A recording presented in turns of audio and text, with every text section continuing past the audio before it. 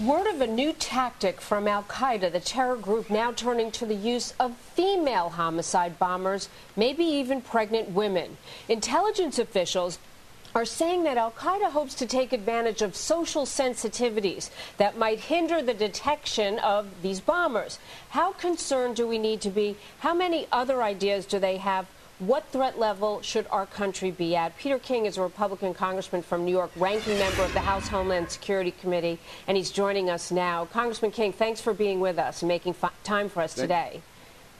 Thank you, Jamie. When people hear that the UK raises their terror level to a level that a threat or attack is highly likely, what does that mean for the United States when we know on Christmas Day the would-be bomber started in Europe and came to the United States?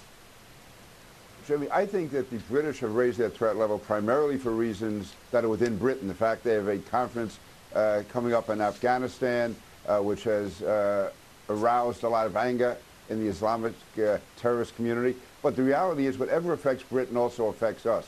So I can tell you that our people across the country and around the world are on guard. There's no need to raise our threat level per se, but whenever a close ally such as Britain raises their level, obviously we have to be aware of that and we have to be extra cautious. Are we extra cautious now for beyond? And, you know, on the one hand, many people are critical of profiling.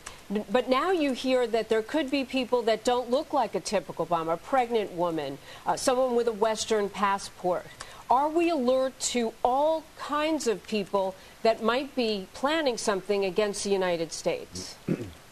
Jamie, part of the challenge is we have to try to stay ahead of the terrorists. We know that they are constantly adapting, and we have to be trying to adapt ahead of them. Like, for instance, with the women or pregnant women, even going back to February of 2008, the Department of Homeland Security put out an advisory on that, saying that you would have women, even Western-looking women, wearing prosthetic devices to make them look pregnant, and they could be actually suicide bombers. But I think in view of what happened on the Christmas Day bombing, and in view of the fact that we do believe that other attacks could be coming, we have to be extra cautious and looking, again, for women, for looking for not the traditional Islamic terrorists we've come to think of, but also people who could be Muslim converts. They could be from Western countries.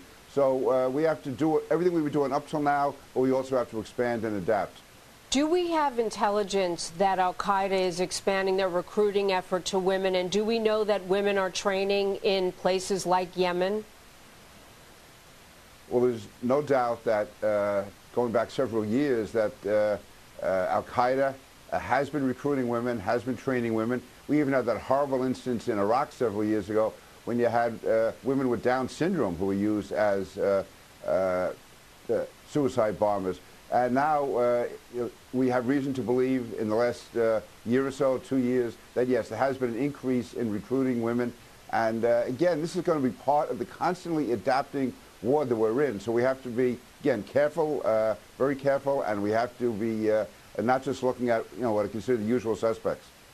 But we're 1 month after the Christmas Day attempt to blow up an airplane filled with passengers. 1 month. And we know there have been some hearings in Washington on aviation security and that particular incident and the incident at Fort Hood. But have any changes been made? Are we reacting quick enough to stay ahead of al-Qaeda like you've mentioned we need to? Jamie, one thing I've noticed this week with the hearings, and my committee, the Homeland Security Committee, will have a hearing this coming Wednesday. What I've noticed is there seems to be a real disorganization, almost disarray in the administration. There are fingers being pointed. You have one official being critical of the policies they carry out, another official being critical of something else. So there is, I think there's so much disarray right now. They're not speaking with one voice. One positive change, I believe, is that now we have, I believe, 14 countries where there are going to be secondary screenings. There are going to be more pat-downs, and 13 of those countries are Muslim countries. The other one is Cuba. And for an administration which says it's so much against profiling, in effect, this is profiling. I support it. I believe it's the right thing to do, and I think we should even be looking at the visas of people coming from those countries. But, you know, you mentioned aviation. There is still no head of the TSA, where it is more than a year into the administration. The TSA, which has jurisdiction over airline security, that position is still vacant. And I know that Democrats say Republicans held up the appointment. The fact is, I don't think anyone was even nominated for that job until August. And now, as we've seen, the nominee had severe flaws which required him to withdraw. Congressman King, you answered my last question, too, about potential tightening of the visas. As we know, the Christmas Day alleged bomber had a very long-term visa, and that's something that will be looked at, that you support as well, and also Charles Schumer does, too, so it's both sides of the aisle. Yes. Thanks so much for being with us. Appreciate your time today. Thank you, Jamie. Okay.